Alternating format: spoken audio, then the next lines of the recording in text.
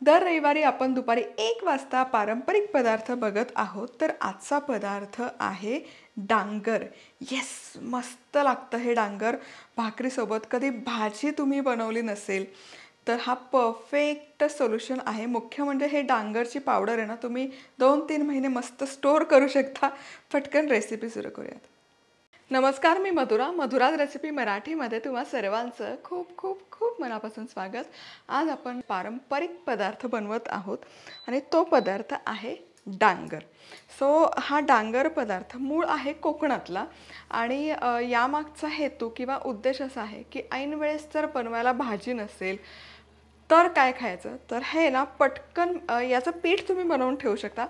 पटकन 2 मिनिटात तुमची भाजी किंवा तोंड लावणीचा पदार्थ बनवून तयार होतो। अतिशय चटपटीत लागतो, रुचकर लागतो। तर सगळ्यात आधी डांगरचं पीठ बनवण्यासाठी घ्यायची अर्धा कप चना डाळ। काही लोक फक्त उडदाच्या डाळीचं पण डांगर बनवतात।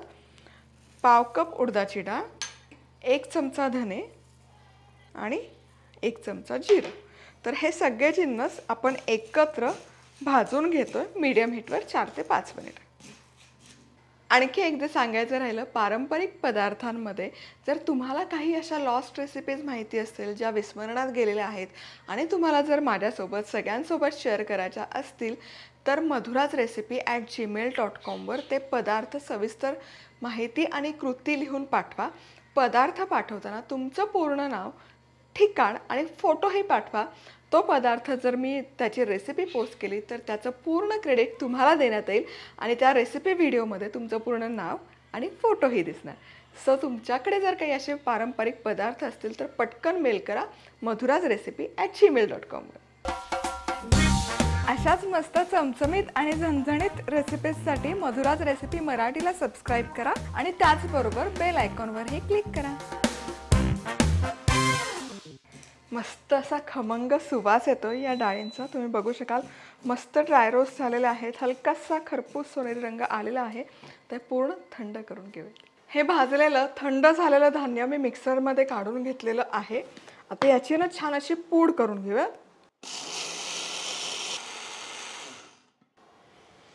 डांगरचं पीठ तयार आहे, खूप खमंग सुवास येत आहे आणि आता हे खमंग असं पीठ काढूयात आणि तुम्ही बघू शकाल मस्त दिसतंय, सुवास तर खमंग येतोय। आता हे ना तुम्ही हवाबंद डब्यामध्ये ठेवू शकता हे पीठ भरून आणि तुम्हाला जेव्हा हवं तेव्हा पटकन 1-2 चमचे काढून याचं डांगर बनवू शकता। आता डांगर बनवूया। तर डांगर बनवण्यासाठी इथे मी पाव कप दही घेतलेलं आहे। यामध्ये आपण घालतोय लाल तिखट, अर्थात मधुराज रेसिपीचं कुठे कसं ऑर्डर करायचं लिंक खाली डिस्क्रिप्शन बॉक्समध्ये देते, जाऊन नक्की चेक करा। चवीपुरतं मीठ, कन्सिस्टन्सी ॲडजस्ट करण्यासाठी थोडंसं पाणी घालते मी आणि आता हे जे डांगरचं पीठ आपण बनवून घेतलेलं आहे हे पीठ घालूयात 1-2 चमचे। हे मिक्स करायचं। छान असं सरसरीत झालं पाहिजे हे डांगर, घट्ट नाही। लागलं तर तुम्ही आणखी पाणी यामध्ये वाढवू शकता। आणि आता यामध्ये घालायचे बारीक चिरलेला कांदा, याची चव खूप छान लागते कांद्याची, आणि बारीक चिरलेली कोथिंबीर मिक्स करूयात। आणि आता यावर घालायची मस्त चुरचुरीत फोडणी।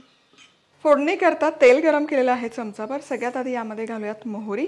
मोहरी मस्त तडतडायला सुरुवात झाली की यामध्ये जाईल जिरं, अगदी चिमूटभर हिंग, कढीपत्ता मस्त।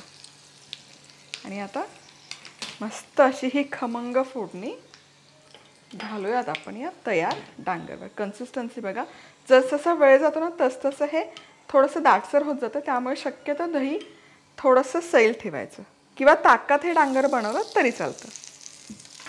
मस्त, क्या बात आहे। आणि इथे आपलं हे डांगर बनवून तयार आहे।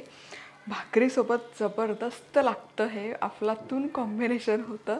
भाजी बनवायला जर घरात काही नसेल तर हा एक उत्तम पर्याय आहे। पुन्हा भेटूयात अशाच मस्त पारंपरिक रेसिपीसोबत। तोवर मस्त राहा, खुश राहा, आनंदी राहा आणि सगळ्यात महत्त्वाचं खात राहा।